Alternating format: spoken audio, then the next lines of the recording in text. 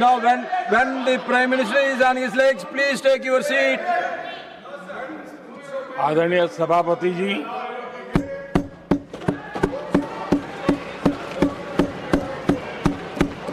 राष्ट्रपति जी के अभिभाषण पर आभार व्यक्त करने के लिए take your seat. This is not correct. Please take your seat. This is not correct. Please take your seat. No. Please take your seat. आप बैठिए प्लीज. आप बैठिए please. Prime minister is on his legs. Please आप बैठिए. Please आप बैठिए.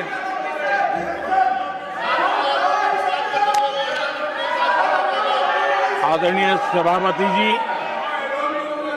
इस धन्यवाद प्रस्ताव पर समर्थन के लिए इस सदन में अपनी भावनाओं को व्यक्त करना मैं अपना सौभाग्य मानता हूं। आदरणीय सभापति जी, विकसित भारत की यात्रा में बीते वर्ष देश के तेज प्रगति से विकास के वर्ष रहे हैं। Nothing will go on record except Prime Minister's जीवन speech. के हर क्षेत्र में, समाज के हर वर्ग को उनके जीवन में परिवर्तन का एक कालखंड रहा है। एक सही दिशा में तेज गति से देश आगे बढ़ रहा है। आदरणीय राष्ट्रपति जी ने बहुत ही बढ़िया तरीके से पूरी संवेदनशीलता के साथ उन्होंने This is not correct. इस विषय को Sit your seat. हम please. सबके सामने प्रस्तुत किया है। आदरणीय सभापति जी, मेरी एक प्रार्थना है, आदरणीय खड़गे जी की उम्र देखते हुए वो बैठ करके भी नारे बोल सकते हैं तो अच्छा होगा, ताकि उनको कष्ट न हो। पीछे नौजवान बहुत लोग हैं, तो खड़गे जी को No. आप बैठते बैठते भी When you are speaking, they are listening. You are नारे listening. बोलने की अनुमति दे दीजिए।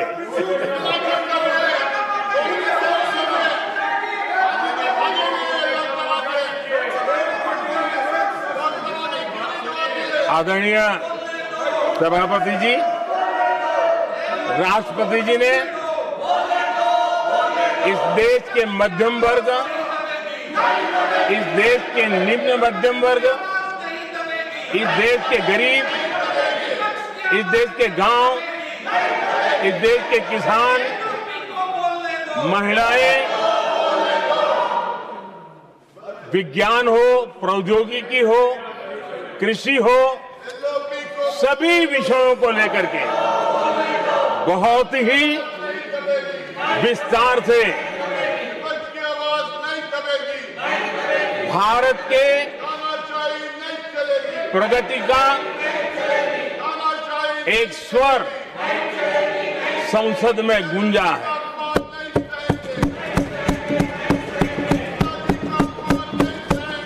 देश के नौजवान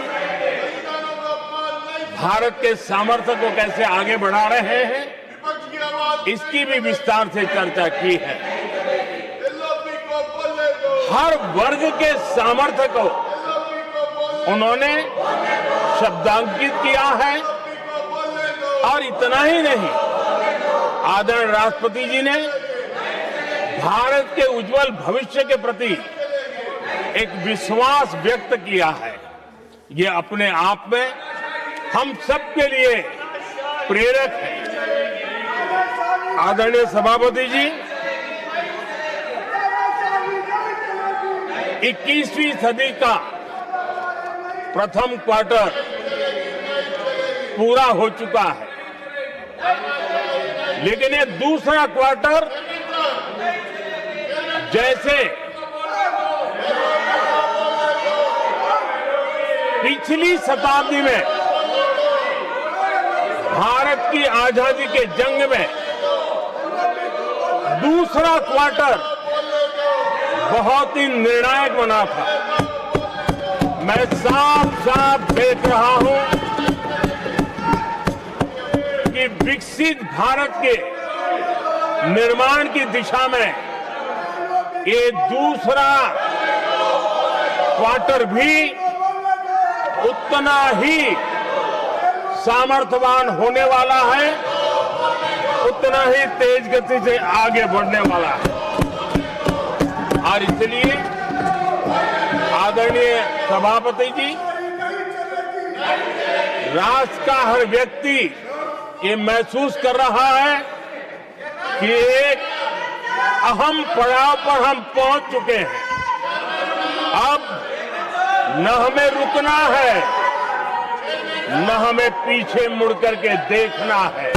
I will not go against what you are doing. आगे ही आगे देखना Please है। बैठिए। I am not going to let गति you से चलना now. है। You please बैठिए। और लक्ष्य को प्राप्त करके ही हमें सांस लेनी है, उस दिशा में हम आगे बढ़ रहे हैं। Nothing should go on return except to the Prime Minister's speech.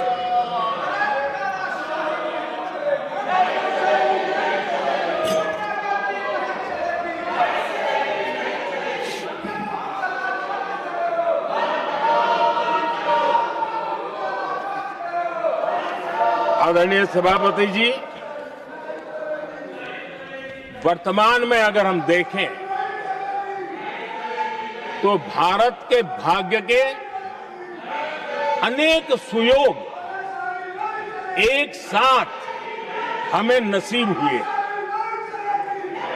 ये अपने आप में बहुत ही उत्तम संयोग है, ऐसा मैं मानता हूं। सबसे बड़ी बात है, विश्व के समृद्ध से समृद्ध देश भी बुजुर्ग होते जा रहे हैं। वहां की आबादी उम्र के उस पड़ाव पर पहुंची है हम जिन्हें बुजुर्ग के रूप में जानते हैं। हमारा देश ऐसा है जो विकास की नई ऊंचाइयां छू रहा है। उसी समय दिनों दिन हमारा देश युवा होता जा रहा है, युवा आबादी वाला देश है। ये अपने आप में एक बहुत अच्छा सुयोग है। आदरणीय सभापति जी, दूसरी तरफ मैं देख रहा हूं जिस प्रकार से विश्व का भारत के प्रति आकर्षण बढ़ा है, और उसमें भी विश्व भारत की टैलेंट का महात्म्य समझ रहा है। हमारे पास आज दुनिया का बहुत ही महत्वपूर्ण टैलेंट पूल है, युवा टैलेंट पूल है, जिसके पास सपने भी हैं, संकल्प भी है, सामर्थ्य भी है।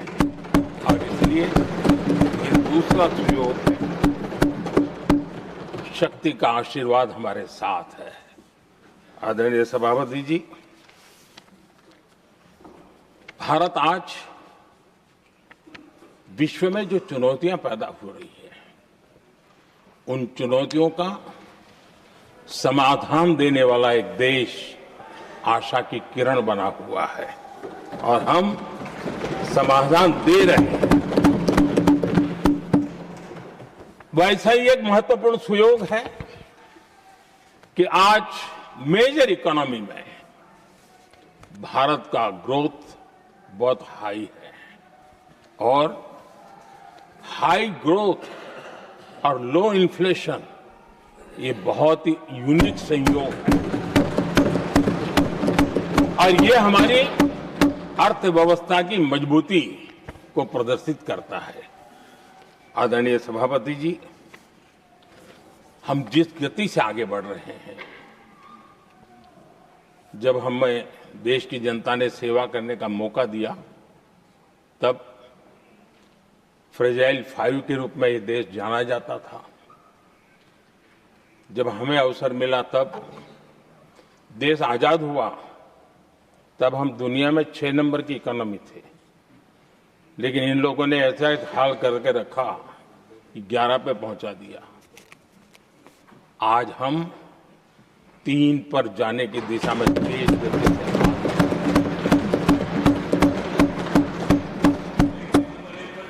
आदरणीय सभापति जी, आज कोई भी सेक्टर देश लीजिए, चाहे साइंस हो, चाहे स्पेस हो, चाहे स्पोर्ट्स हो, हर क्षेत्र में आज भारत एक कॉन्फिडेंस के साथ, आत्मविश्वास से भरा हुआ भारत है।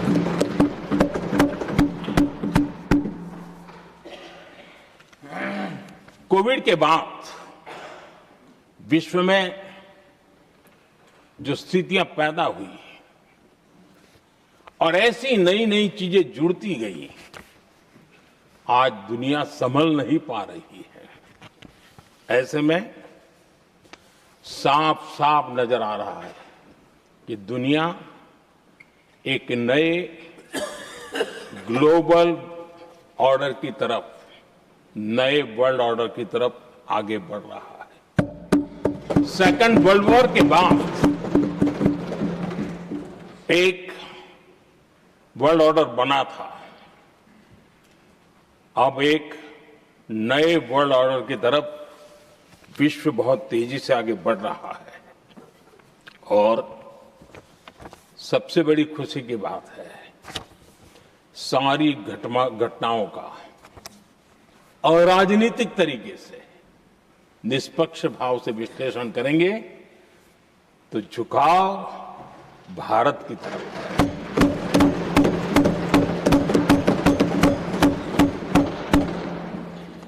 विश्व मित्र के रूप में, विश्व बंधु के रूप में आज भारत अनेक देशों का विश्वस्त पार्टनर बना है और हम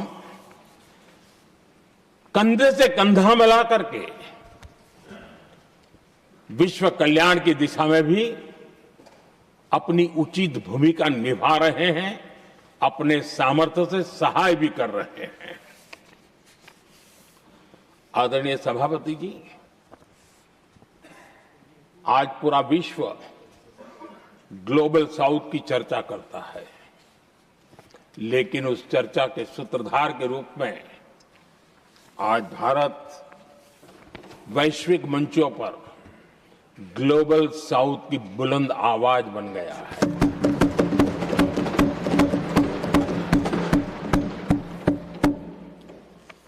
अनेक देशों के साथ आज Bharat future ready trade deals कर रहा है। पिछले कुछ ही समय में दुनिया के महत्वपूर्ण 9 बड़े देशों के साथ 9 बड़े हमारे ट्रेड डील हुए और उसमें मदर ऑफ ऑल डील एक साथ 27 देशों के साथ, यूरोपियन यूनियन के साथ।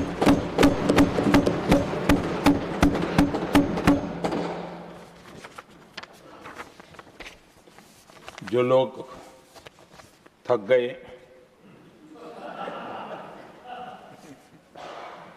बेचारे चले गए, लेकिन कभी न कभी उनको जवाब देना पड़ेगा कि देश की ऐसी हालत कैसे बना के रखी थी कि दुनिया का कोई देश हमसे डील करने के लिए आगे नहीं आता था। आपने कोशिश की होगी, पीछे पीछे पीछे बहुत चक्कर लगाए होंगे, लेकिन किसी ने आपकी तरफ देखा भी नहीं होगा। क्या स्थिति ऐसे पैदा हुई? दुनिया के देश ऐसे ही भारत के साथ डील नहीं कर रहे हैं। आदरणीय सभापति जी, इसके पीछे सबसे बड़ी बात, डेवलप कंट्रीज एक डेवलपिंग कंट्री के साथ डील करता है ना, वो अपने आप में भी अर्थ जगत के लिए एक बहुत बड़ा डील है। और मेरे लिए नई बात नहीं है। जब मुझे गुजरात में सेवा करने का अवसर मिला था तो मैं एक वाइब्रेंट गुजरात समिट करता था और मेरे लिए गर्व की बात थी कि एक स्टेट, हिंदुस्तान का एक स्टेट, मेरे इस वाइब्रेंट समिट के partner country, develop country Japan हुआ करता था। एक राज्य ने सामर्थ्य दिखाया था, आज मेरा देश है सामर्थ्य दिखा रहा है। ये तब होता है जब आपके पास आर्थिक सामर्थ्य हो, आपके पास आपके नागरिकों के अंदर, देशवासियों में एक ऊर्जा हो और खास करके मैन्युफैक्चरिंग के लिए एक मजबूत इकोसिस्टम हो, तब जाकर के विश्व आपके साथ डील करने के लिए आगे आता है। वोट बैंक की राजनीति में डूबे हुए लोगों ने कभी भी देश के ऐसे अनेक पहलुओं पर मजबूती देनी चाहिए, ये कभी उनकी प्राथमिकता नहीं रही और उसी का परिणाम है। और जहां तक कांग्रेस पार्टी का सवाल है, मैं साफ साफ कहना चाहता हूं और मेरे शब्दों पे भरोसा नहीं तो मैं देश को, लोगों को कहूं कुछ मत करो, सिर्फ लाल किले से कांग्रेस के प्रधानमंत्रियों के जो भाषण है, सिर्फ उन भाषणों का एनालिसिस कर लो, आपको साफ साफ लगेगा कि न उनके पास कोई सोच थी, न उनके पास कोई विजन था और न ही कोई इच्छा शक्ति थी। और इसका परिणाम है कि देश को इतना भुगतना पड़ा। आदरणीय सभापति जी, मैं कोटि कोटि देशवासियों का आभारी हूं। उन्होंने सेवा करने का अवसर दिया। हमारी काफी शक्ति उनकी गलतियों को ठीक करने में जा रही है। दुनिया के मन में जो उनके समय की छवि है, उस छवि को धोने में मेरी ताकत लगती है। ऐसा बर्बाद करके रखा हुआ था और इस काम के लिए हमने फ्यूचर रेडी पॉलिसीज पर बल दिया है। और आज आपने देखा होगा, देश नीति के आधार पर चल रहा है, पॉलिसीज के आधार पर चल रहा है। एडोकिज्म को हमने त्याग कर दिया है और उसके कारण विश्व का विश्वास बनता है। हमने रिफॉर्म, परफॉर्म, ट्रांसफॉर्म के मंत्र को लेकर के आगे बढ़े और आज स्थिति ऐसी है कि देश रिफॉर्म एक्सप्रेस पर सवार हो चुका है।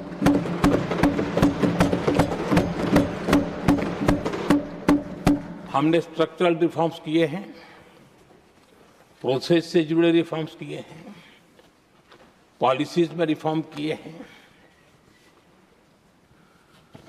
हमारा मैन्युफैक्चरिंग सेक्टर, हमारे उद्यमी ये सशक्त हो, भारत की हर चीज का वैल्यू एडिशन हो, उस दिशा में हमने प्रयास किया है। और मैं आज विश्वास के साथ कह सकता हूं, आज भारत विश्व के साथ स्पर्धा करने के लिए पूरी तरह तैयार है।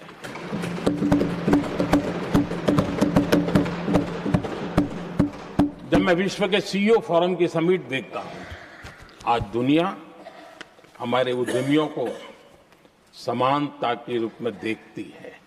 और जब पिछले दिनों सभी दलों के डेलीगेशन विश्व में गए थे, ये भाव उन्होंने भी अनुभव किया और आकर के मुझे सभी दल के माननीय सांसदों ने अपने अनुभव बता रहे थे, बड़ा गर्व से कह रहे थे कि हाँ, बराबरी से बात हो रही है।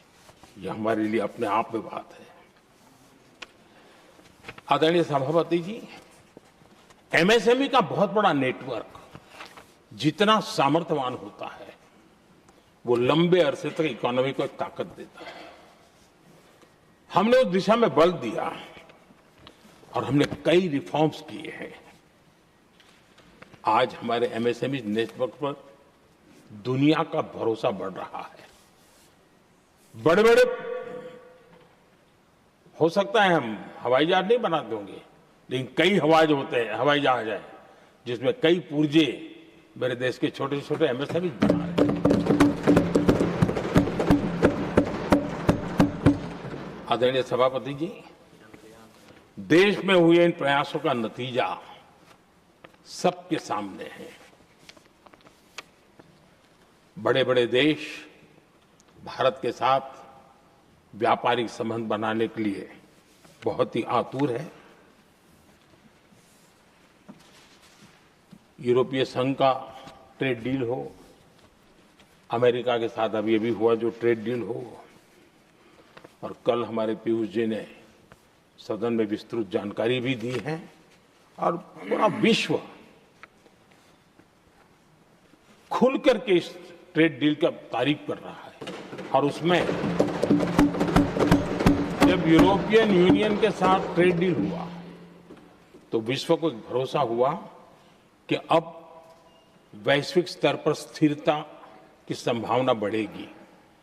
अमेरिका के साथ ट्रेड डील होने के बाद विश्व को और भरोसा हो गया कि जो स्थिरता के एहसास हो रहा था अब गति का भी एहसास होने लगा है। अब विश्व के लिए शुभ संकेत है। आदरणीय सभापति जी, इसका सबसे बड़ा लाभ हमारे देश के नौजवानों को होगा। और जब मैं नौजवान कहता हूं तो उसमें मध्यम वर्ग का भी नौजवान होता है, शहर का नौजवान भी होता है, गांव का नौजवान भी होता है, बेटा भी होती है, बेटी भी होती है।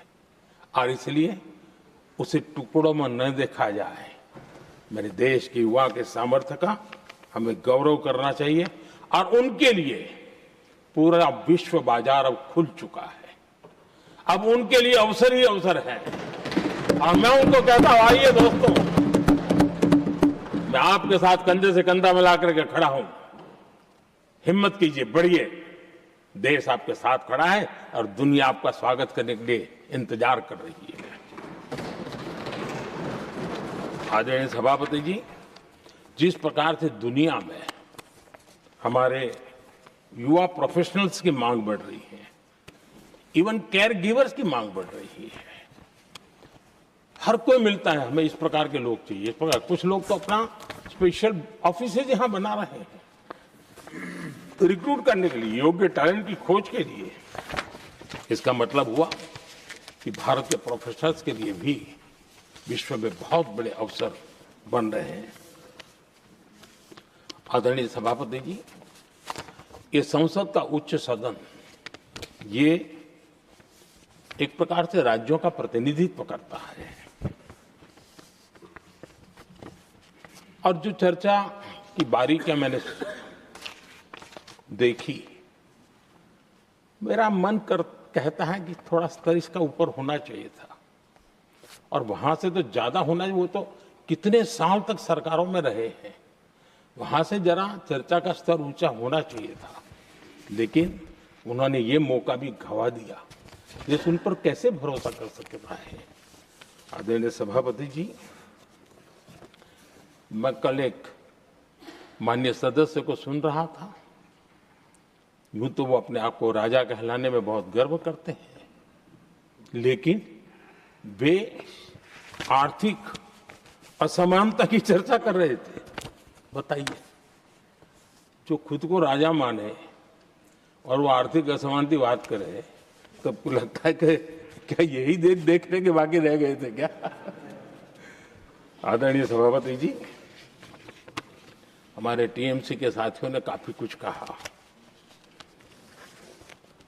जरा खुद को अपने गरिमा में देखें। निर्मम सरकार पतन के जितने भी पैरामीटर्स हैं, उन सब पैरामीटर्स में नए नए रिकॉर्ड बनाते जा रहे हैं और यहां उपदेश दे रहे हैं। क्या हाल करके रखा हुआ है। ऐसी निर्मम सरकार से वहां के लोगों का भविष्य अंधकार के अंदर डूब रहा है, लेकिन इनको कोई परवाह नहीं है। सत्ता सुख के सिवाय कोई आकांक्षा नहीं है और वे यहां उपदेश देते हैं। घुसपैठ, दुनिया का समृद्ध से समृद्ध देश भी अपने यहां गैर कानूनी नागरिकों को बाहर निकाल रहा है। हमारे देश में घुसपैठियों को बचाने के लिए अदालतों को तब तक प्रेशर पैदा किया जा रहा है।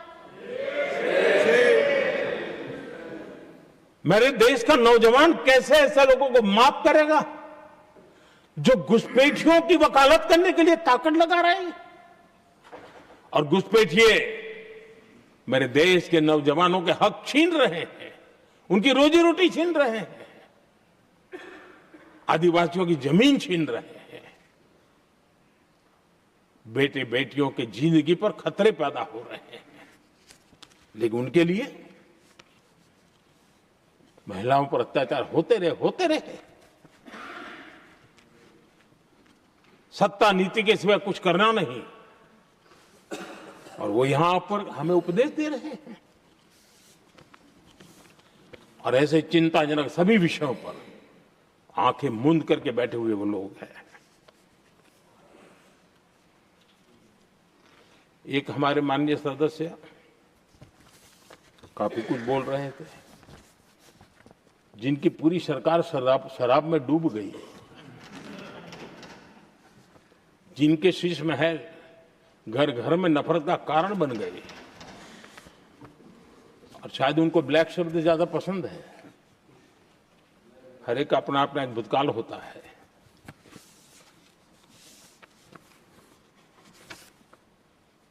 पता नहीं ब्लैक के साथ उनका क्या पुराना रिश्ता है। आदरणीय सभापति जी, ऐसे सभी साथियों से मैं आज जरूर कहूंगा, तुम कितना दुनिया को धोखा दोगे, तुम कितना दुनिया को धोखा दोगे। आईना देख लिया तो अपनी सच्चाई कहां छिपाओगे।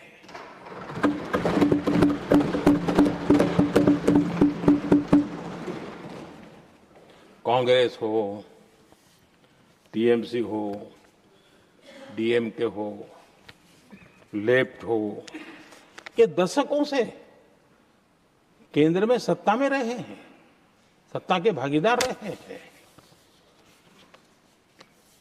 राज्यों में भी उनको सरकारें चलाने का अवसर मिला है, लेकिन उनकी पहचान क्या बनी।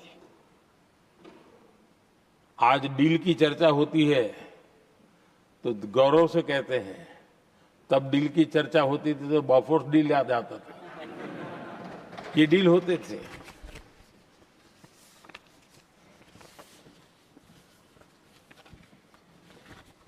उन्होंने सिर्फ जेब भरने का काम किया। नागरिकों के जीवन में बदलाव आना उनकी प्राथमिकता नहीं थी। आदरणीय सभापति जी, मैं कुछ उदाहरणों के साथ भी बात बताना चाहता हूं, क्योंकि यहाँ चर्चा में ये सारे विषय आए हैं और इसलिए मुझे कहना बहुत जरूरी है। अब एक उदाहरण देता हूं मैं बैंकिंग सेक्टर का। बैंकिंग सेक्टर एक प्रकार से अर्थव्यवस्था की ग्रिड होता है। 2014 से पहले फोन बैंकिंग का कालखंड था। नेता के फोन जाते थे और उसके आधार पर करोड़ों रुपया दे दिए जाते थे, और गरीबों को तो बैंकों में दुत्कार मिलती थी, नफरत होती थी। देश की 50% से ज्यादा आबादी बैंक के दरवाजे तक नहीं देख पाई थी। कांग्रेस के नेताओं के फोन पर अरबों रुपये लोगों को दे दिए गए। और जो ले जाते थे वो अपनी पर्सनल प्रॉपर्टी मान करके पैसे हजम कर जाते थे। यही खेल चलता रहा। कांग्रेस और यूपीए के राज में और आज जो इंडी अलायंस बन करके बैठे हैं उनके राज में बैंकिंग व्यवस्था तबाही के कगार पर खड़ी थी। मैं नया प्रधानमंत्री के पद का दायित्व मुझे मिला, मैं एक देश के मुखिया से मैं मिला, ऐसे ही बात कर रहा था। मैंने कहा बैंकिंग की दृष्टि से हम कुछ आगे बढ़ना चाहिए। उन्होंने कहा पहले एक बार साहब जरा अभी आप नए हो, आपके बैंकों की व्यवस्था का अध्ययन कर लीजिए। हम कैसे हिम्मत करें? एक देश के नेता ने कोई ये जानकारियां थी, उसने मुझे बताया। यहां इनको कोई परवाह ही नहीं। यानी एक प्रकार से उन्होंने जिस प्रकार से बैंकिंग व्यवस्था को एनपीए के पहाड़ खड़े हो गए थे। जहां भी देखो चर्चा चलती थी एनपीए का क्या होगा, एनपीए का क्या होगा, कैसे बचेंगे।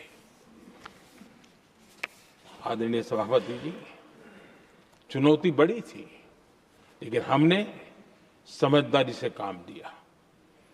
बैंकिंग व्यवस्था के सब कर्ता धर्ताओं को विश्वास में लिया। रिफॉर्म की आवश्यकता थी, हिम्मत के साथ रिफॉर्म किए, पारदर्शी व्यवस्था बनाई, ढेर सारे बैंकिंग रिफॉर्म्स हुए और जो सरकारी बैंक दुर्बल हो चुकी थी, ठीक नहीं चल पाती थी, उसको हमने बड़ी बैंक के साथ मर्जर कर दिया। और मुझे याद है किसी एक महाशय बड़े अपने आप को विद्वान मानने वाले ने लिखा था, अगर मोदी सरकार बैंकों में ये कर ले तो हिंदुस्तान का बहुत बड़ा रिफॉर्म हो जाएगा। वो काम मैंने आते ही कर दिए थे। आदरणीय सभापति जी, और इन सारी चीजों का नतीजा हुआ बैंकों में जो बीमारी घर कर गई थी, उस बीमारी से बैंकों को मुक्ति मिली। बैंकों का स्वास्थ्य सुधरा, लगातार सुधरा, अभी भी तेजी से आगे दौड़ रहे हैं। और बैंकिंग का जब स्वास्थ्य सुधरा तो लेन देन का कारोबार भी उनका बढ़ा, लोगों को पैसे मिलने लगे, सामान्य व्यक्ति को पैसे मिले। ऐसे ऐसे गरीब लोगों को लोन मिले जिनके लिए कभी बैंक के दरवाजे बंद थे, बेचारा दूर से देख करके उसे जाना पड़ता था। आज मुद्रा योजना जो देश के नौजवान को अपने पैरों पर खड़े रहने की ताकत देता है, मुद्रा योजना जो स्वरोजगार की प्रेरणा देता है, लेकिन स्वरोजगार के भाषण के काम नहीं होता है, उसका हाथ पकड़ना पड़ता है, उसको साथ देना पड़ता है, उसको सहाय देनी पड़ती है। और हमने मुद्रा योजना के द्वारा 30 लाख करोड़ रुपया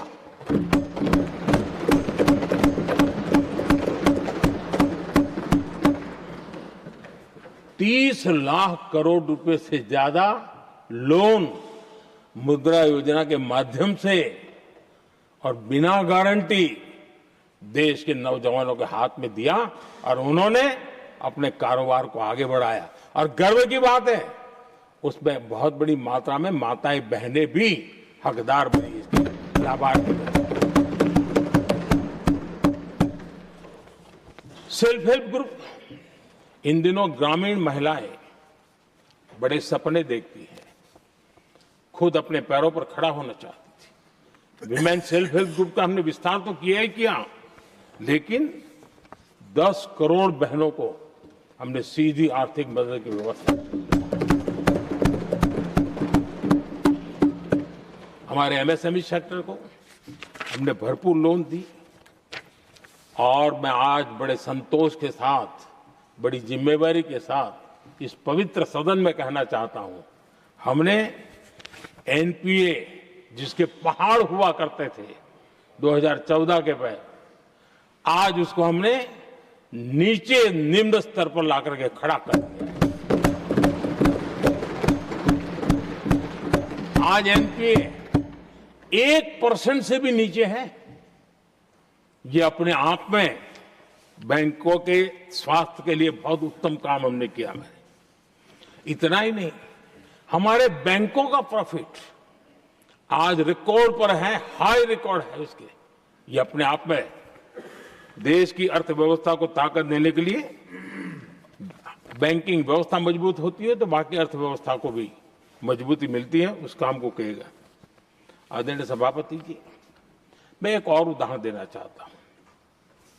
हमारे पीएसयूज, आमतौर पर पीएसयूज के संबंध में ये मान्यता बन चुकी थी, वो बनते ही हैं बीमार होने के लिए, वो बनते ही हैं बर्बाद होने के लिए, वो बनते ही हैं बंद होने के लिए। हमने इस पूरी मानसिकता को हकीकतों के आधार पर बदलने में सफलता प्राप्त की है। और ये लोग पीएसयूज को लेकर के कितनी गलत बातें फैलाते थे। अर्बन नक्सल की तरह ऐसे पीएसयूज के दरवाजे के बाहर मजदूरों की मीटिंग करके भड़काने का पाप करते थे, गुमराह करने का काम करते थे। इन्होंने LIC, state bank of India और भी एचएएल, ऐसे हर एक को बड़ा भला बुरा और इतना भद्दे तरीके से, जब उनकी सरकार थी तब तो ये इन चीजों को संभाल नहीं पाते थे, उसको कुछ कर भी नहीं पाते थे। आदरणीय सभापति जी, हमने इसमें भी हिम्मत दिखाई। हमने पीएसयूज के संबंध में भी रिफॉर्म्स किए, रिफॉर्म्स की एक लगातार परंपरा चलाई। आज एलआईसी बेस्ट तरीके से होता है, पूरे कार्यकाल में अपना एलआईसी का जन्म हुआ तब तक उत्तम से उत्तम परफॉर्मेंस का कालखंड उसका गुजर रहा है। जिन पीएसयूज को कांग्रेस के नेता ताले लगवाने की कगार पर पहुंच चुका था और उसी पर अपनी राजनीतिक रोटी सेकने का प्रयास भी किया गया था, आज हमारे पीएसयूज रिकॉर्ड प्रॉफिट पर हैं।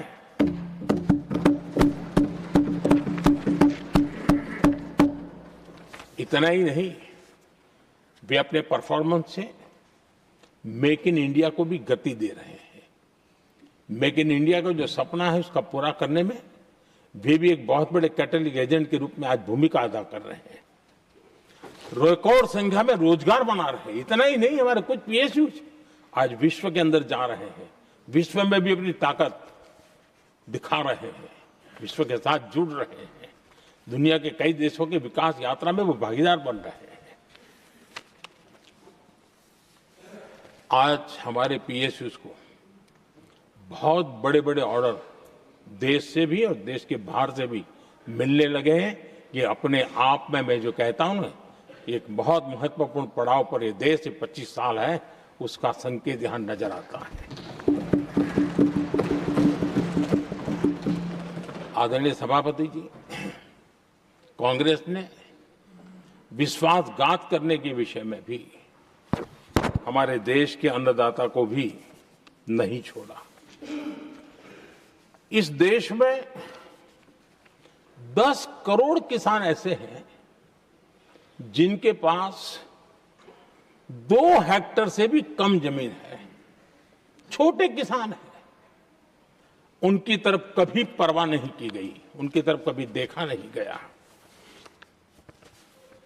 नहीं उनके दिमाग में ये छोटे किसानों का कोई महात्म्य था।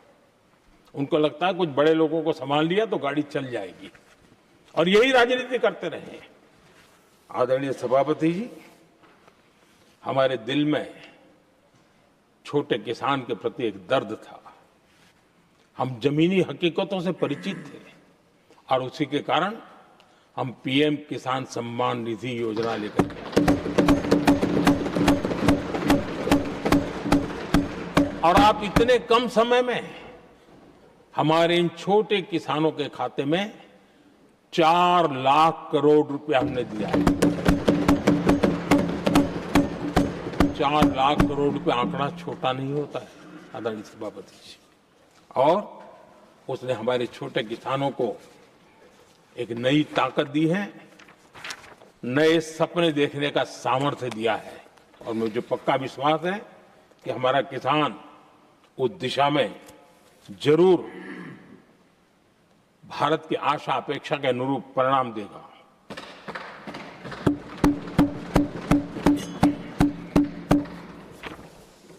आदरणीय सभापति जी,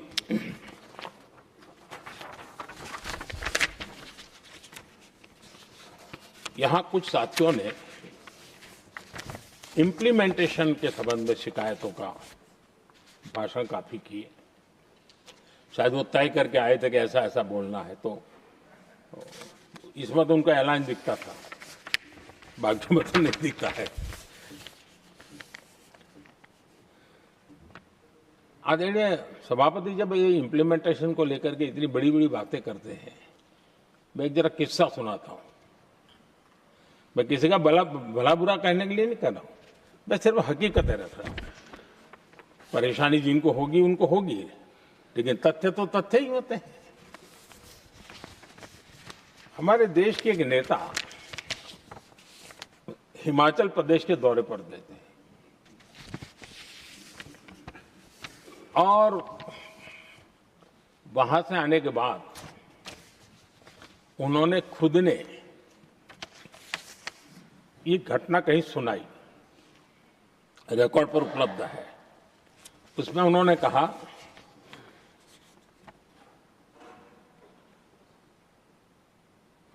उस नेता ने क्या कहा, मैं उन्हीं के शब्द पढ़ रहा हूं। काफी लंबे समय तक मुझे योजना आयोग से संघर्ष करना पड़ा, क्योंकि वे पहाड़ी क्षेत्रों के लिए अलग योजनाएं बनाने को तैयार ही नहीं थे। मैं हिमाचल प्रदेश गई थी। जब मैं वापस आई तो मैंने योजना आयोग में कहा कि हमारे कामदारों को, वर्कर्स को जीप की जरूरत नहीं है, बल्कि खच्चरों की आवश्यकता है, ताकि कम से कम उन पर सामान आदि लादा जा सके। आगे उन्होंने कहा, लेकिन मुझे बताया गया हम पैसा तो जीप के लिए ही देंगे, क्योंकि खच्चरों के लिए पैसे देने की पॉलिसी नहीं है। इसी भाषण में आगे वो कहती हैं, अब वहां सड़कें ही नहीं थी। उनका कहने का कारण यह था कि हिमाचल में जहां वो गई वहां सड़कें ही नहीं थी। अब वहां सड़कें ही नहीं थी तो फिर उस पर जीप का क्या लाभ हो सकता है? जीप लेकर के कौन जाएगा जहां रोड नहीं है? लेकिन उस समय योजना आयोग का जोर था, या तो जीप या तो कुछ भी नहीं। आदरणीय सभापति जी, ये भाषण किसी और का नहीं, ये कांग्रेस के वरिष्ठ नेता और तत्कालीन प्रधानमंत्री इंदिरा गांधी का भाषण है।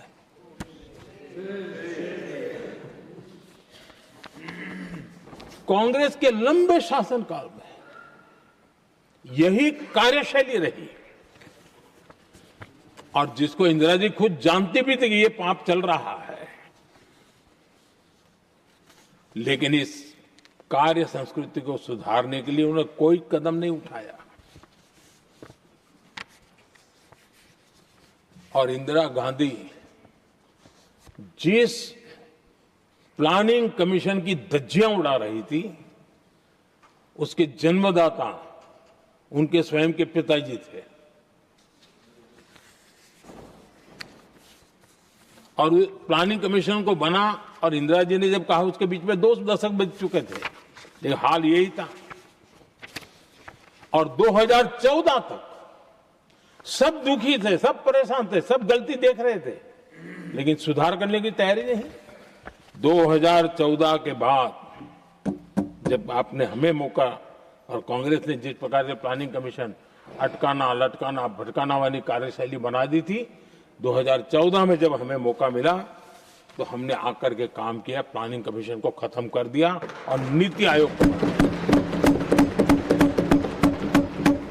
आज नीति आयोग बहुत तेज गति से काम कर रहा है। अब देखिए एस्पिरेशनल डिस्ट्रिक्ट,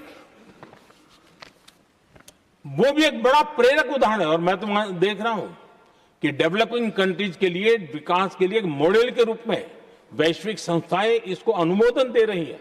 ये एस्पिरेशनल डिस्ट्रिक्ट की ये सफलता बनी है।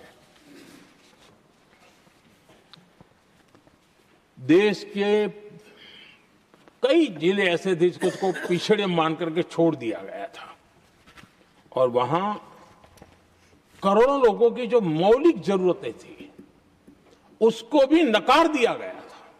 उनको तो ऐसे ही जीने के लिए मजबूर कर दिया गया था, और जो पिछड़े इलाके थे वो और पिछड़े होते गए और बर्बादी आती गई।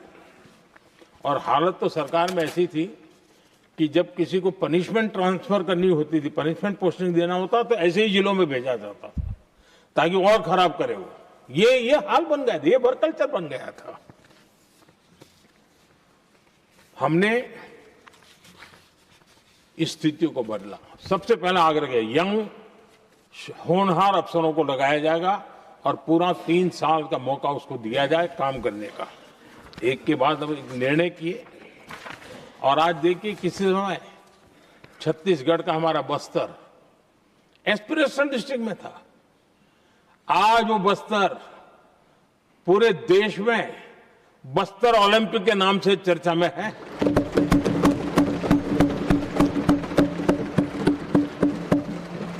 आज विकास की धारा बस्तर के गांव गांव पहुंच रही है। अभी कुछ गांवों में पहली बार बस देखी, पूरे गांव ने उत्सव मनाया बस्तर में।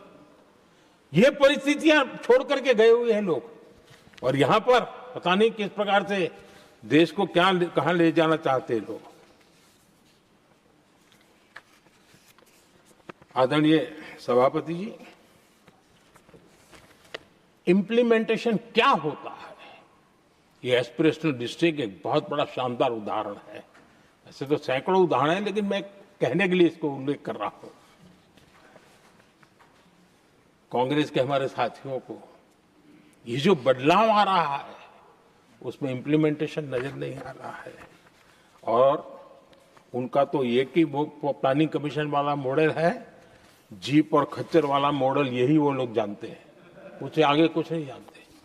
और ये इंप्लीमेंटेशन कैसे करते हैं, मेरा जन्म नहीं हुआ था उसके पहले सरदार वल्लभ भाई पटेल ने नर्मदा नदी पर बांध बांधने की कल्पना की।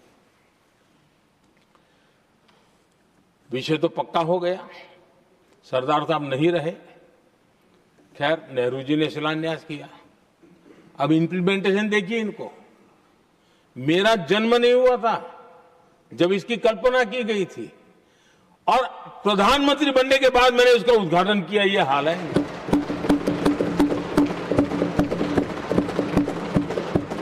और उनका इंप्लीमेंटेशन देखिए, मुझे मुख्यमंत्री रहते हुए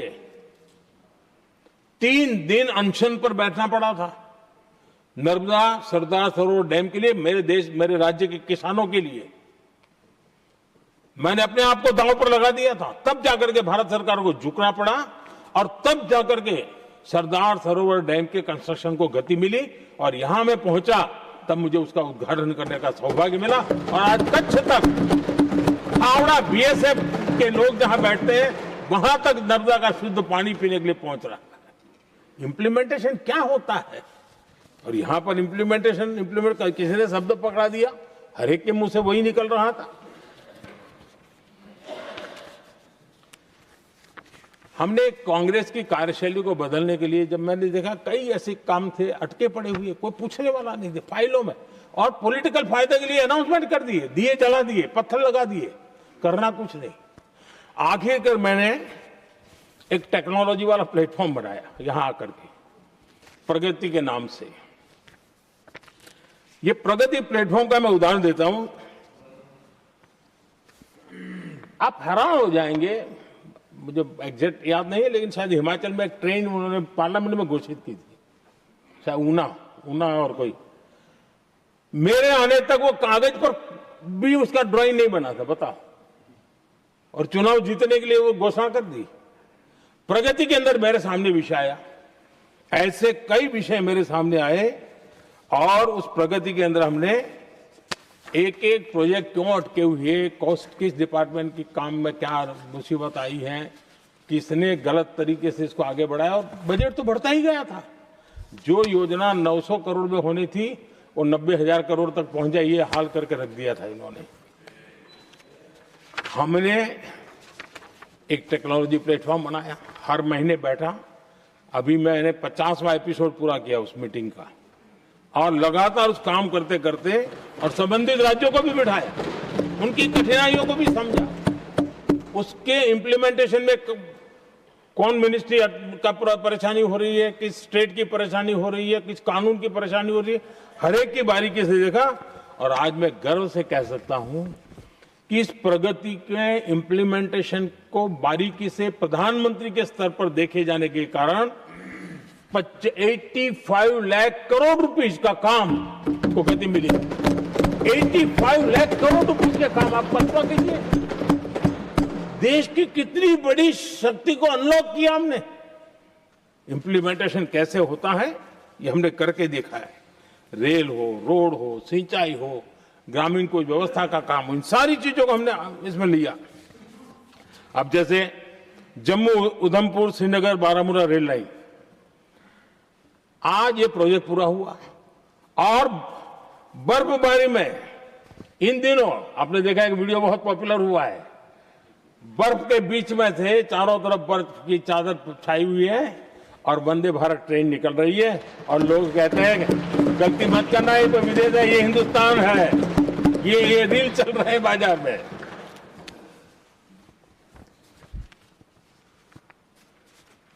लेकिन 3 दशक तक यही प्रोजेक्ट लटका हुआ था।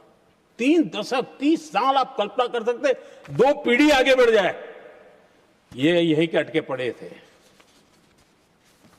हमारी सरकार ने इसको पूरा किया।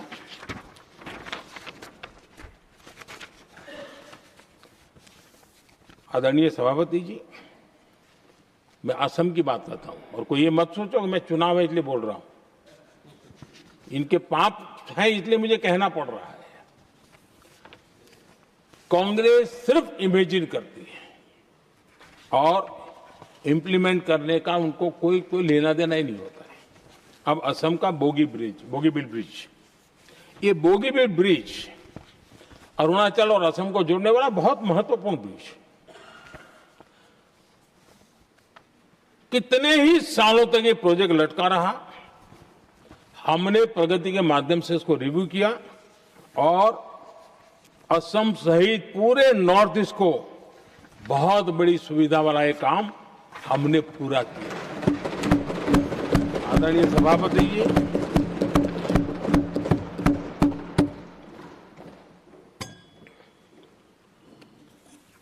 इंप्लीमेंटेशन की बातें जब करते हैं तो एक बार हमारे पास तो तथ्यों के साथ चीजें हैं कि हमने चीजों को समय पर पूरा करने की दिशा में आगे बढ़े। और इन दिनों तो जो काम कर रहे हैं समय से पहले हो रहा है। हमने पूरी दुनिया को कहा था कि हम 2030 तक यहां पहुंचेंगे सोलार में, हमने वो काम 2025 में कर दिया।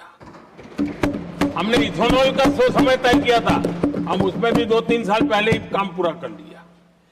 तो एडवांस में हम काम पूरा करने का इंप्लीमेंटेशन की ताकत हमारे से उससे भी ज्यादा है। आदरणीय सभापति जी, भाजपा हो, एनडीए हो, हमारा अप्रोच, चीजों की तरफ देखने का हमारा दृष्टिकोण, समस्या के समाधान के लिए हमारी सोच और कांग्रेस के बीच में आसमान जमीन का अंतर है, बहुत फर्क है। मैं आपको उदाहरण देता हूं। हमारी सोच ये है कि 140 करोड़ देशवासी ये इतने सामर्थ्यवान हैं कि वह चुनौतियों को समाधान दे सकते हैं। ये हमारी सोच है।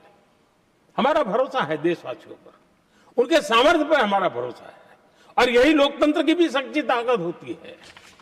लेकिन कांग्रेस देशवासियों को ही समस्या मानती है। अब मैं इनका इतना बोल करके छोड़ दूंगा तो आज पता नहीं रात को उनको नींद नहीं आएगी और गालियां कल कैसी दे उसका प्लानिंग चलेगा। लेकिन मैं उदाहरण के साथ बताना चाहता हूं किस प्रकार से लोग सोचते थे देशवासियों के लिए।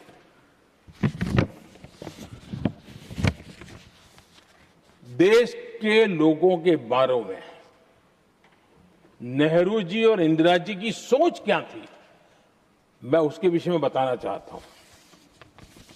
इंदिरा जी एक बार ईरान गए थे और ईरान में वो भाषण दे रही थी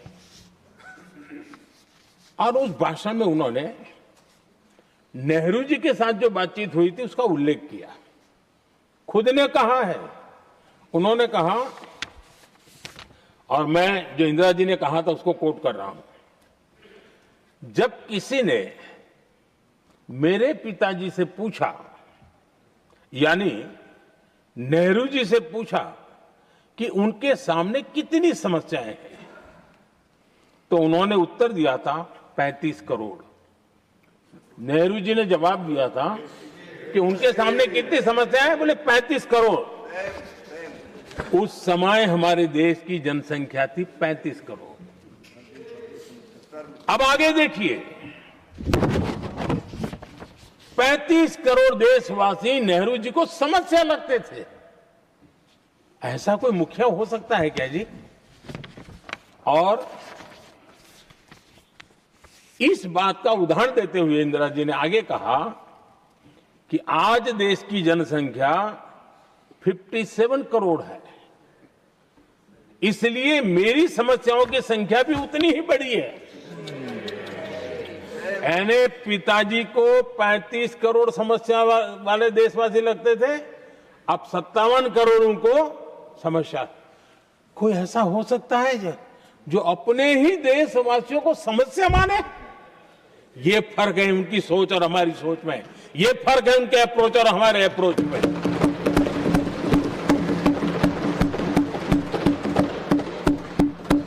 नेहरू जी हो या इंदिरा जी हो या पूरी कांग्रेसी बिरादरी हो, ये लोग भारत के लोगों को समस्या मानते हैं। आदरणीय सभापति जी, मेरे कई कोटेशन मिलेंगे। मैंने दुनिया के सामने कहा है, देश के सामने कहा है, और कहा है इसलिए नहीं, ये मेरा कन्विक्शन है। अरे चुनौतियां कितनी ही क्यों ना हो, 140 करोड़ समाधान हमारे पास है।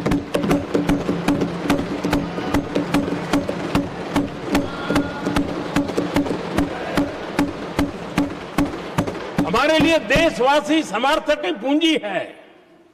हमारे लिए हर देशवासी भारत का उज्जवल भविष्य का नियंता है, निर्माता है, कर्ता धर्ता है। हम उसको समस्या कैसे कह सकते हैं? ऐसी सोच वाले लोग अपने परिवार का ही भला करेंगे और किसका करेंगे? आदरणीय सभापति जी, देश के लोगों का अपमान करते रहना एक कांग्रेस के स्वभाव में पड़ा हुआ है, उनके संस्कारों में पड़ा हुआ है। कांग्रेस ने बीते दिनों राष्ट्रपति जी का अपमान किया। चुनाव के बाद जिस प्रकार से हमारे राष्ट्रपति जी के लिए शब्द कहे गए हैं, शर्मिंदगी महसूस होती है कि ये कैसे लोग हैं? भारत के राष्ट्रपति के लिए क्या बोल रहे हैं लोग? आदरणीय सभापति जी, कल लोकसभा में भी राष्ट्रपति जी के अभिभाषण पर चर्चा नहीं हो पाई।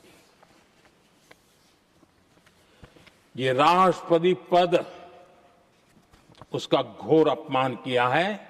उनको संविधान शब्द मुंह में बोलने की अधिकार नहीं रहता है। जो लोग गरीबी से निकली हुई एक महिला, आदिवासी परिवार से आई हुई एक महिला, जब आपने लोकसभा में जो व्यवहार किया है, आपने आदिवासी समाज का अपमान किया है, आपने महिला का अपमान किया है। भारत के सर्वोच्च पद पर विराजमान, संविधान ने जिनको सर्वोच्च पद दिया है, आपने उनका अपमान किया है, आपने संविधान का अपमान किया है।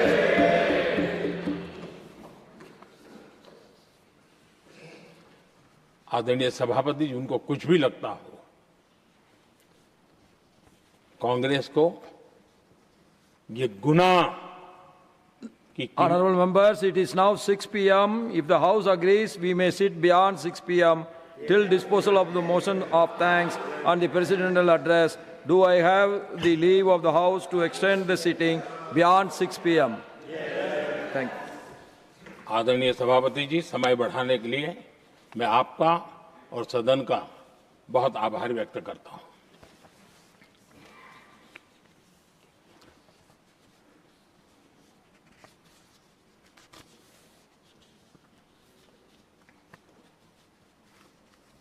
आदरणीय सभापति जी, बड़ी दर्दनाक लोकसभा की घटना है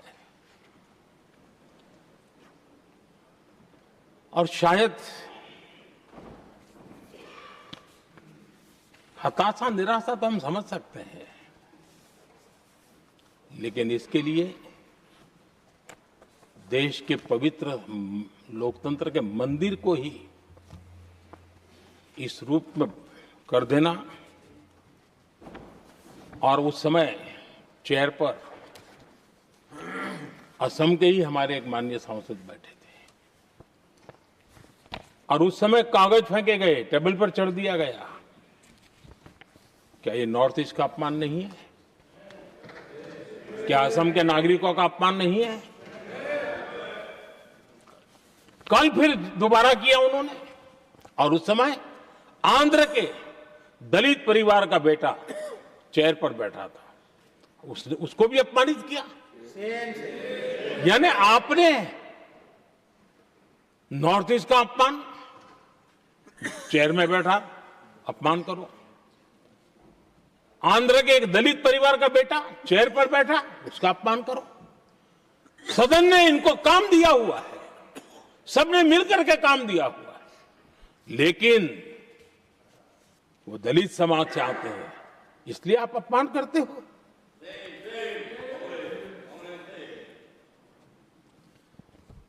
और ऐसा लगता है कांग्रेस के लोगों को असम की जनता के प्रति बड़ी नफरत है। उनको लगता है कि उसकी जनता ने उनका साथ छोड़ दिया, मतलब उनके दुश्मन हो गए। क्या कभी लोकतंत्र में ऐसे सोचते हैं क्या? मुझे तो तब बहुत पीड़ा हुई थी जब भारत रत्न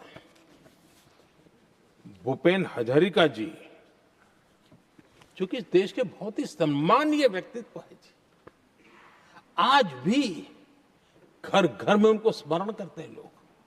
उनके प्रति जो भक्ति का भाव है, आप कल्पना नहीं कर सकते, लेकिन उनको इसकी भी कोई परवाह नहीं है।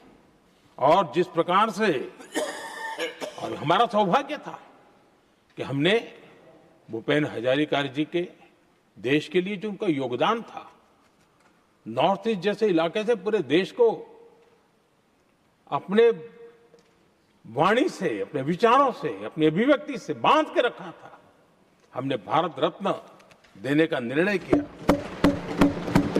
इस पर भी इनको ऐतराज। और मैं तो हैरान हूं, खड़गे जी अगर होते तो मैं उनकी हाजिरी में कहता ही है, इन्होंने जिस प्रकार से बोला ना भारत रत्न के बाद, वो वीडियो पर उनका चेहरा देखेंगे ना, आपको लगा रहे ये ऐसे लोग हैं, ऐसा व्यवहार करते हैं। और ये कहा, अरे ये तो सिंगर थे।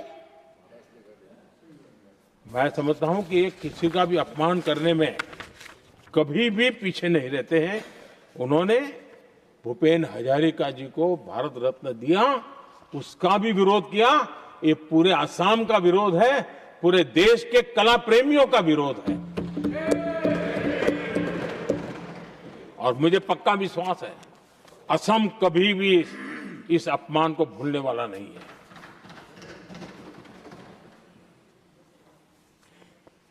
आदरणीय सभापति जी, कल जो घटना घटी, इसी सदन के एक माननीय सांसद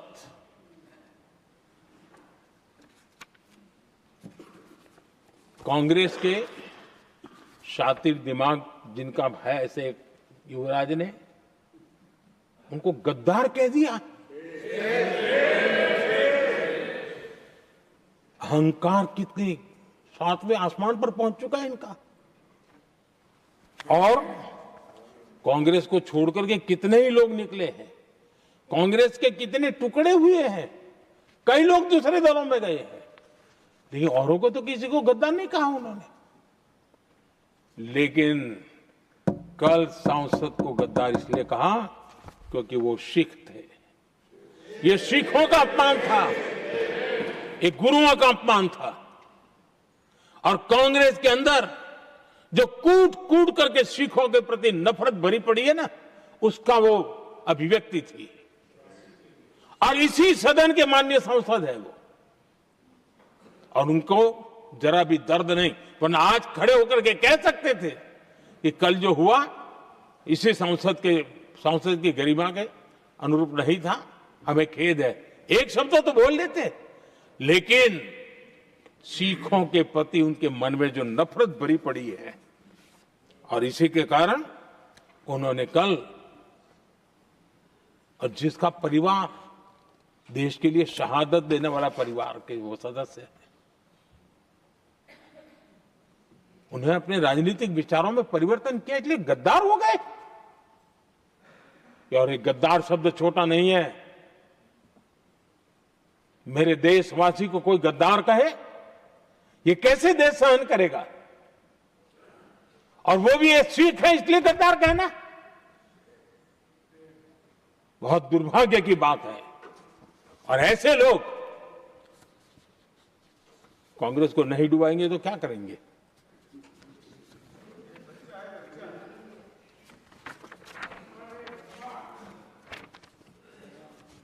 आदरणीय सभापति जी, एक तरफ ये दृश्य है और दूसरी तरफ हमारे सदानंद जी मास्टर का दृश्य है।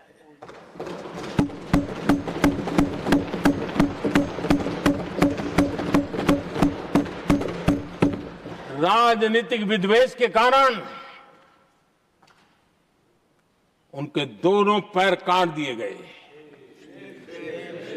भरी जवानी में दोनों पैर काट दिए।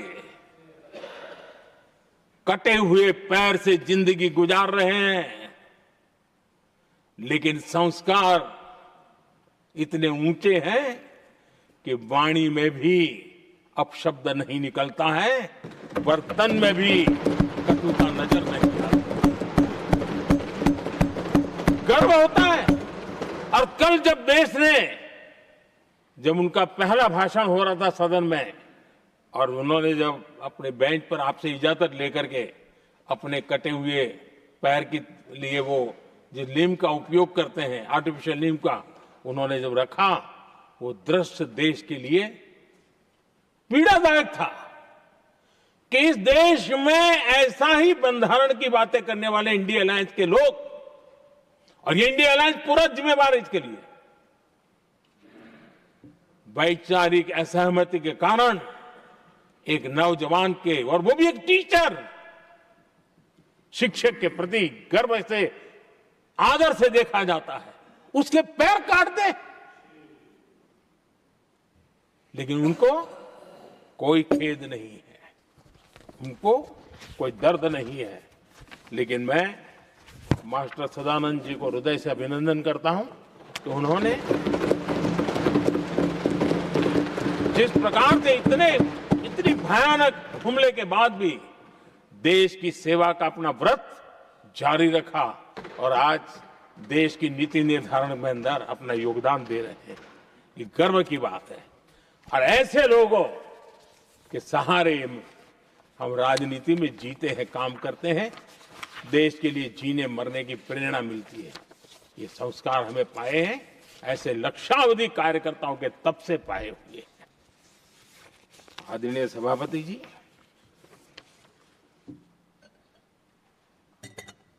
इन दिनों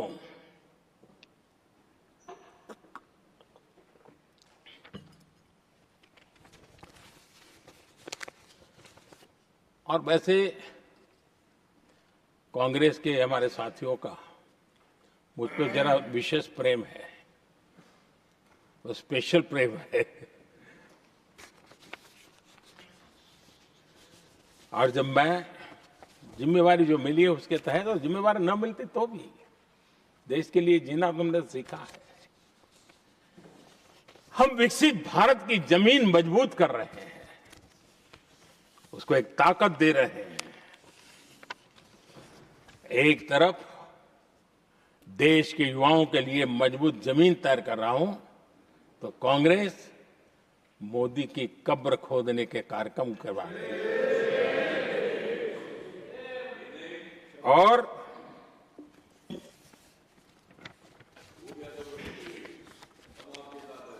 मोहब्बत की दुकान खोलने वाले मोदी तेरी कब्र खुदेगी के नारे लगा रहे हैं जी।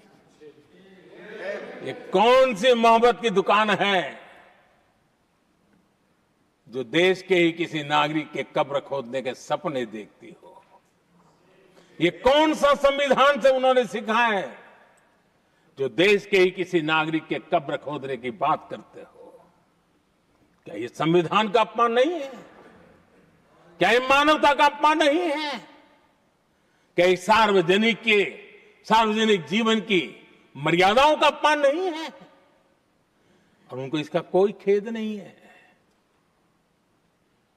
अगर इसके बाद क्या बयान देंगे? बयान देखो, प्रधानमंत्री राज्यसभा में भी रो रहा था।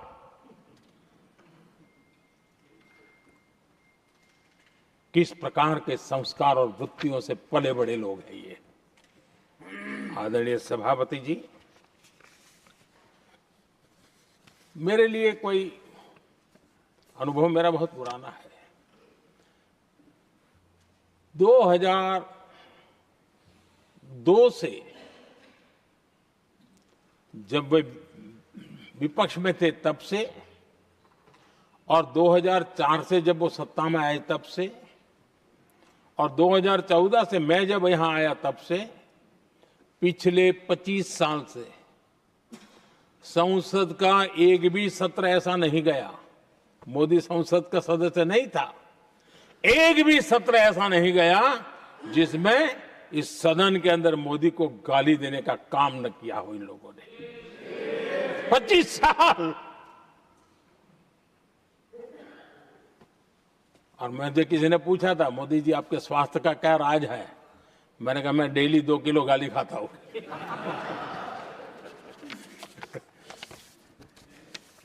आदरणीय सभापति जी, ये मोदी की कब्र क्यों खोदना चाहते हैं?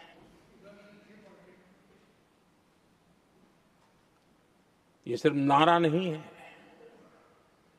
ये इनके भीतर पड़ी हुई नफरत का प्रतिबिंब है, इसकी अभिव्यक्ति है। और वे इसलिए हैं, हमने 370 की दीवार गिरा दी, इसलिए वो मोदी की कब्र खोदना चाहते हैं। हमने नॉर्थ ईस्ट में बम बंदूक और आतंक का जो छाया बना रहता था, नॉर्थ ईस्ट में शांति और विकास का राह अपनाई, इसलिए वो मोदी की कब्र खोदने पर सोच रहे हैं। पाकिस्तानी आतंकियों को घर में घुस करके जवाब देते हैं, इसलिए मोदी की कब्र खोदने की बात करते हैं। ऑपरेशन सिंदूर करते हैं, इसकी उनको परेशानी होती है और इसलिए वो मोदी की कब्र खोदते हैं। माओवादी आतंक से देश को मुक्ति दिलाने के लिए साहसपूर्ण कदम उठा रहे हैं, इसलिए मोदी की कब्र खोदती है आपको। हमने, नेहरू जी ने देश के साथ बहुत बड़ा अन्याय किया था, सिंधु जल समझौता करके। उस सिंधु जल समझौते को हमने एबेंस में डाल दिया। क्या इसलिए आप मोदी की कब्र खोदने के नारे लगा रहे हो? आदरणीय सभापति जी, कांग्रेस की परेशानी कुछ और है। ये पचा नहीं पा रहे कि मोदी यहां तक पहुंचा कैसे। और उनकी परेशानी बढ़ती जा रही है कि भाई पहुंचा तो पहुंचा, लेकिन अब तक टिका क्यों है। और इसलिए वे एक ही रास्ता उनके लिए बचा हुआ लग रहा है कि मोदी तेरी कब्र खुदेगी। आदरणीय सभापति जी, ये तो मान करके बैठे थे। उनका लोकतंत्र, संविधान का कोई लेना देना नहीं। उनको तो लगता है कि प्रधानमंत्री पद उनके परिवार की जागीर है, उस पर कोई और बैठ नहीं सकता। ये जो उनके भीतर में नफरत पड़ी हुई है ना, मोहब्बत की दुकान में जो आग भरी पड़ी हुई है ना, उसका परिणाम है। और इसीलिए कोई क्यों बैठा, हमारा पैतृक अधिकार था, इसलिए मोदी की कब्र खोदने का नारा लेकर के वो चल रहे हैं। आदरणीय सभापति जी, कांग्रेस के शाही परिवार को देश ने दशकों तक अवसर दिया है। ऐसा नहीं है, देश ने आपके लिए भी अपना भविष्य दांव पे लगाया था, लेकिन आपने गरीबी हटाओ के नारे लगाए, गुमराह किया। लाल किले पर से कांग्रेस के एक भी प्रधानमंत्री के भाषण में गरीबी हटाने की बात ना आई हो, ऐसा नहीं हुआ है। लेकिन किसी भी प्रधानमंत्री ने गरीबी हटाने के लिए क्या किया, वो एक बार भी नहीं आया। वो नारे से अधिक कुछ नहीं था उनका। और मोदी ने रास्ता अपनाया गरीब को एम्पावर करने का, गरीब को सशक्त करने का। और मेरे देश के गरीबों को मैं सलाम करता हूं, उन्होंने देश की योजनाओं को समझा, स्वीकारा और अपने सामर्थ्य को बढ़ाने के लिए प्रयास किया।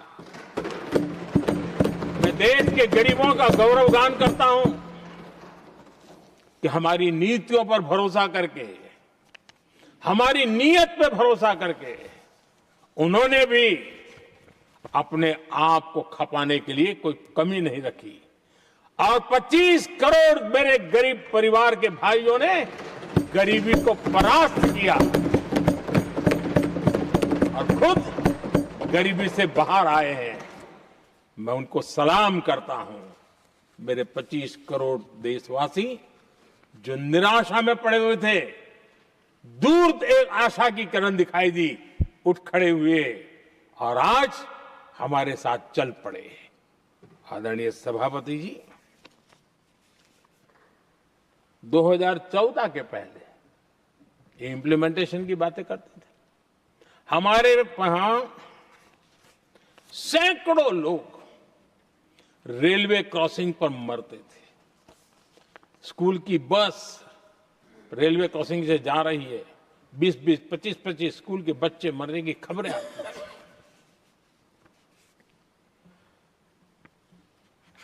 अनमैन्ड रेलवे क्रॉसिंग, वो इतना बड़ा काम नहीं था कि नहीं कर सकते थे।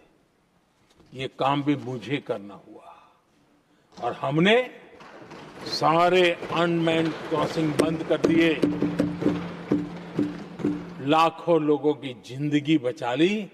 इसलिए ये मोदी की कब्र खोदना चाहते हैं। आदरणीय सभापति जी, 2014 से पहले इस देश में 18,000 गांव ऐसे थे जिनको बिजली का मतलब पता नहीं था। बिजली का कोई तार होता है, कोई बल्ब होता है, कोई लट्टू जलता हुआ उसमें उजाला निकलता, पता नहीं था उनको। 18,000 गांव 2014 के बाद जब आपने हमें दायित्व देशवासियों ने दिया, उन 18,000 गांव जिन्होंने कभी बिजली का मुंह तक नहीं देखा था, बिजली का शब्द भी कान पे नहीं सुना था, उन गांवों में उजाला पहुंचाया। इसलिए इनको मोदी की कब्र खोदने के सिवाय अब कोई रास्ता नहीं दिख रहा है। आदरणीय सभापति जी, वो भी एक वक्त था जब देश में बार बार खबरें आती थी, मीडिया में हेडलाइन हुआ करती थी, सरहद की स्थिति के संबंध में बयान आते थे, गोला बारूद नहीं है, बुलेट प्रूफ जैकेट नहीं है, बर्फ के बीच खड़ा है, बर्फ में खड़े रहने के लिए जो जूते चाहिए वो जूते तक नहीं उसके पास, ये खबरें आती थी। हमने देश के जवानों के लिए खजाने खोल दिए, देश के जवानों को जो चाहिए वो देने की दिशा में चल पड़े। और इसलिए वो चाहते कि अब तो कोई रास्ता बचा नहीं है, बस कब्र खुदेगी मोदी की, यही एक रास्ता उनके लिए बचा है। आदरणीय सभापति जी, एक बार उत्तर प्रदेश के वर्तमान मुख्यमंत्री जी ने सदन में भाषण करते करते वो रो पड़े थे। दिमागी बुखार के कारण बच्चे, अनगिनत बच्चे मर रहे थे। इनको कभी सूझा नहीं कि इस दिमागी बुखार से मुक्ति दिलाई जा सकती है। आदरणीय सभापति जी, आंख की बीमारी ट्रकोमा, लोग परेशान होते थे, आंखें चली जाती थी और विज्ञान प्रगति कर चुका था, हो सकता था, वो नहीं कर सकते थे। हमने दिमागी बुखार से भी मुक्ति दिलाई और हमने ट्रकोमा से भी देश के लोगों की आंखें बचाई। यही सफलताएं हैं, यही संवेदनशीलता है, समाज के लिए जीने मरने का यही संकल्प है। पल पल, तिल तिल समाज के लिए बिताना, घिसना, झलना, वो उनको परेशान कर रहा है। तब जाकर के मोदी तेरी कब्र खुदेगी, ये मंत्र लेकर के चल रहे हैं, ये सपने देख करके चल रहे हैं और बातें लोकतंत्र की करते हैं। मोहब्बत की दुकान के साइन बोर्ड लगाते हैं। क्या सार्वजनिक जीवन में ऐसी नफरत होती है? आदरणीय सभापति जी, इनकी सरकार रिमोट से चलती थी, मेरी सरकार भी रिमोट से चलती है। 140 करोड़ देशवासी मेरा रिमोट है।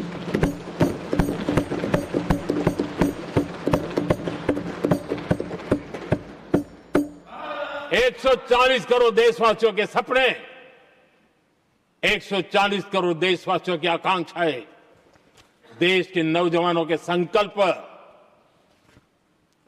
इनके लिए हम जीते हैं, इनके लिए सरकार चलाते हैं। सत्ता हमारे लिए सुख का रास्ता नहीं है, सत्ता हमारे लिए सेवा का माध्यम है।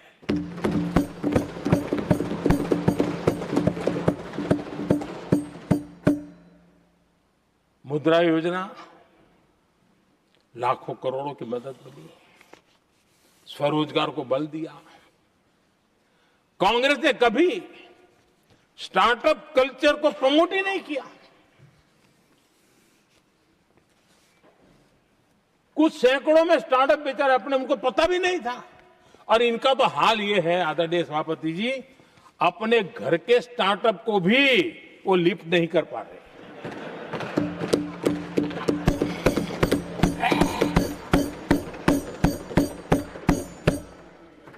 और हमारी सरकार में आज 2 लाख से ज्यादा स्टार्टअप है। और जब सफलता एक के बाद एक जन सामान्य के दिलों को जीतती है ना, तब जाकर के उनके पास एक ही रास्ता बचा है, मोदी तेरी कब्र खुदेगी। लेकिन उस हमारा याद कीजिए, बीएसएनएल को लेकर के चुटकुले चलते थे, कार्टून बनते थे।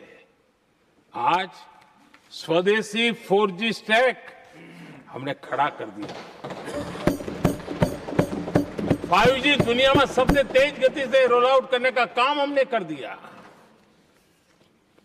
कम्युनिकेशन की नई जनरेशन, नई टेक्नोलॉजी, नई सोच, इसको हमने आगे बढ़ाया। और इसलिए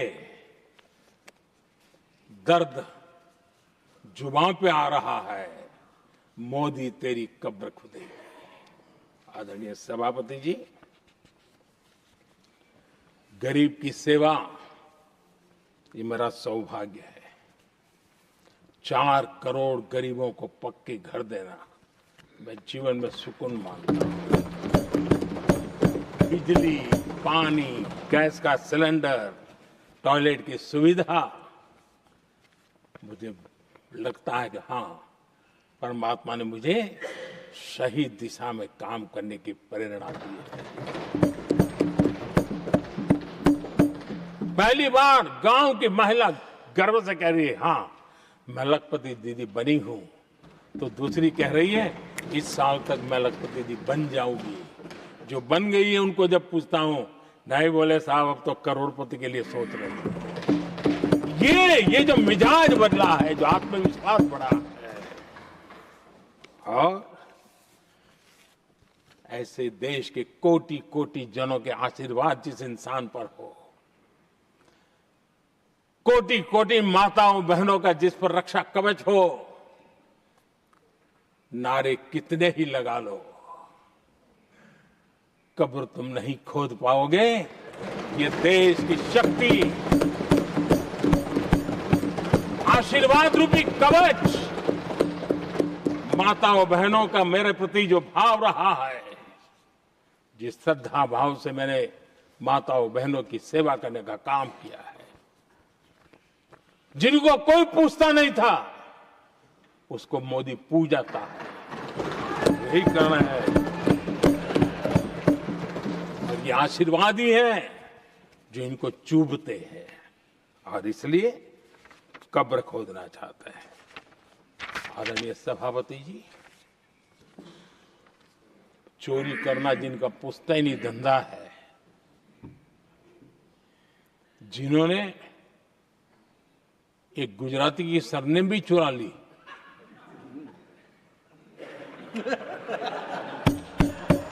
महात्मा गांधी की सरनेम चुरा ली, ये लोग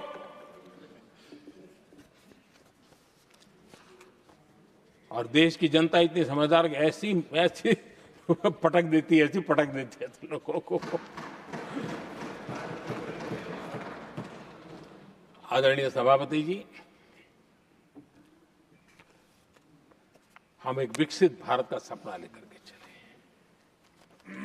और आज वो सपना देश के लोगों की ऊर्जा के कारण संकल्प में बदल चुका है। आज कहीं पर भी जाइए, हर कोई ये कहता है कि 2047 तक विकसित भारत बनना है, और मैं हैरान हूं, कुछ हमारे साथी सदन में इतने निराशावादी, इतने जमीन से कटे हुए लोग, बदलती हुई दुनिया से अनभिज्ञ लोग, पता नहीं क्या बोल रहे हैं। वो कहते हैं हम मोदी ये भी 2047 की क्या बोल रहा है, 2047 किसने देगा है?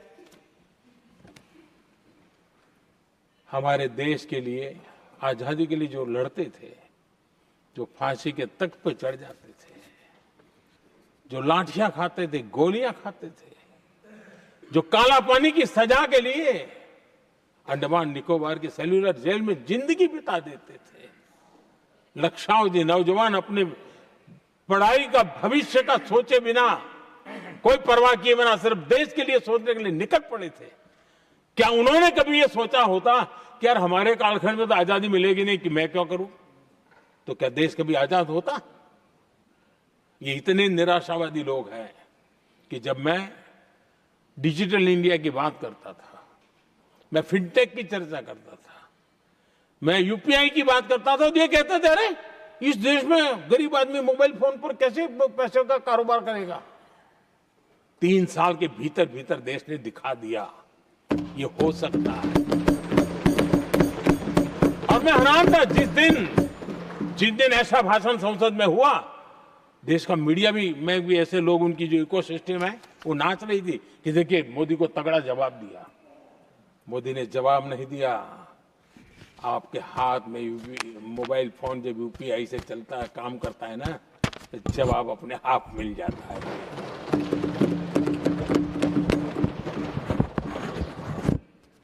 आदरणीय सभापति जी, कांग्रेस के समय एक व्यंग चला करता था और आमतौर पर कहा जाए और सीरियस नेचर की चर्चा में भी आता था, हंसी मजाक में भी आता था। इंडिया मिस द बस, ये कॉमन वर्ड हो चुका। भाई मौका गंवा दिया, बाजी हाथ से चली गई। इंडिया मिस द बस, ये हमेशा होता था। आदरणीय सभापति जी, आज भारत कोई बस मिस नहीं कर रहा है, आज भारत काफिले का नेतृत्व कर रहा है।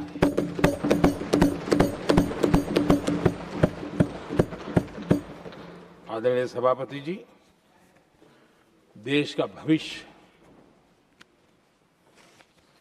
उज्जवल बनाना है, वर्तमान भी उज्जवल बनाने के लिए अविरत कार्य करना होता है।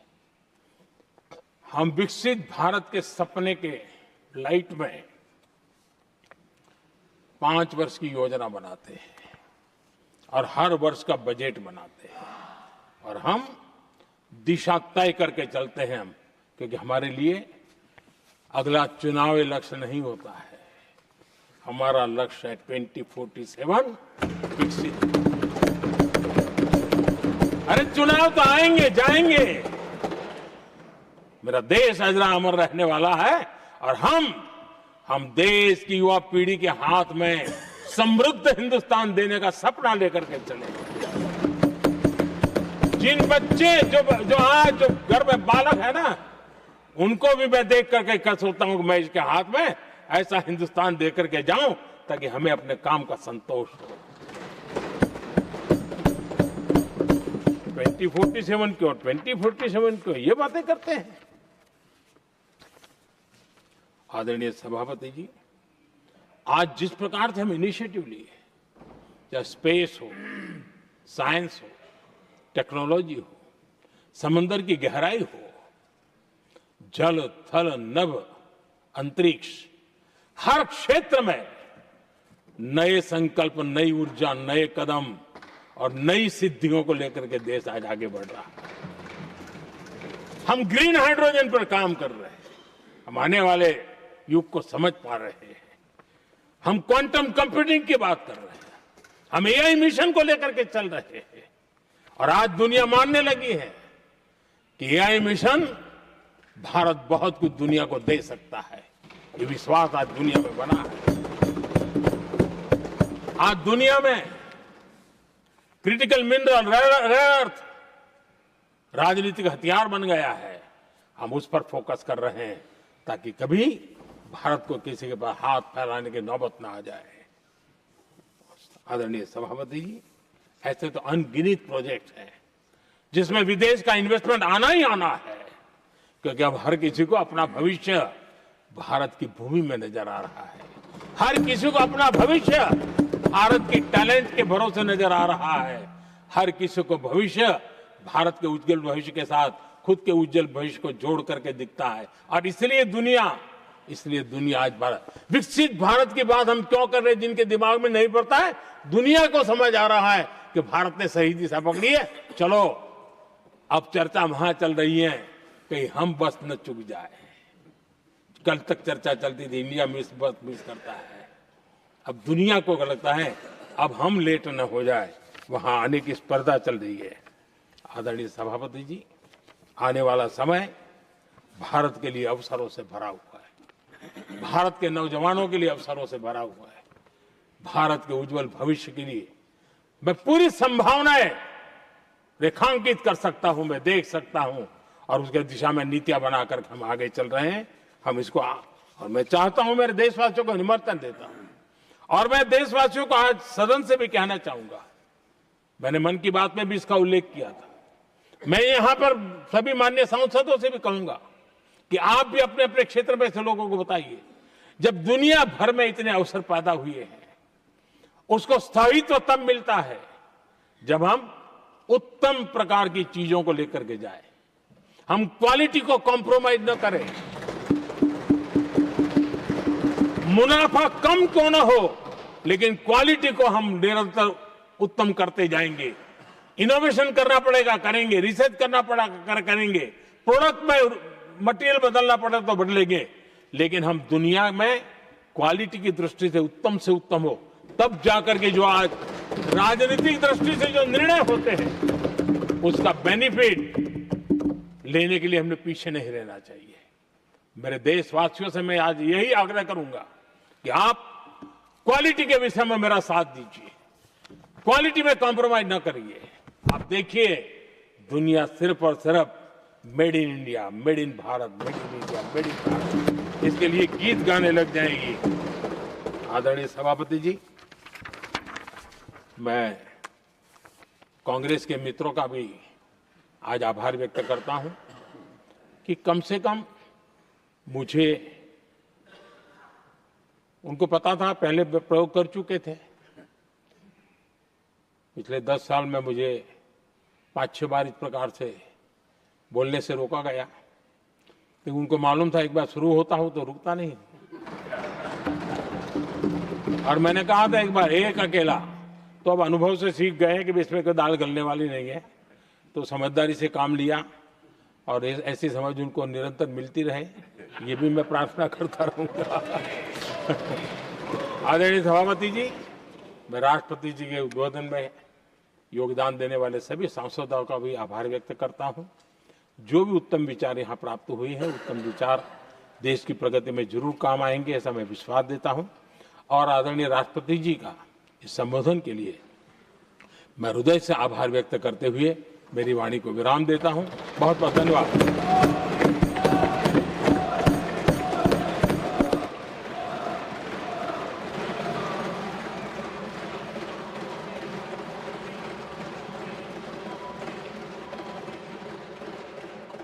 I shall now